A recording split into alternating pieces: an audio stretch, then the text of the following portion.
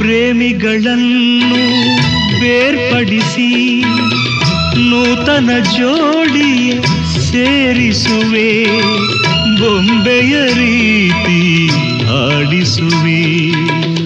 ಮಾವಿಗೆ ಬೇವಿನ ರುಚಿ ಬೆರೆಸಿ ನಾಲಿಗೆ ಅದನ್ನು ಅನುಭವಿಸಿ ಇರುವ ಹಾಗೆ ಮಾಡಿಸುವೆ.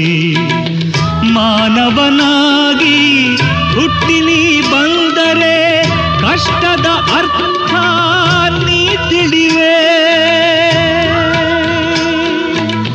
ಪ್ರೇಮಿಸಿ ನೀನು ವಿರಹದೆ ಬೆಂದರೆ ನಮ್ಮಯ ನೋವನ್ನು ನೀ ಅರಿವೆ.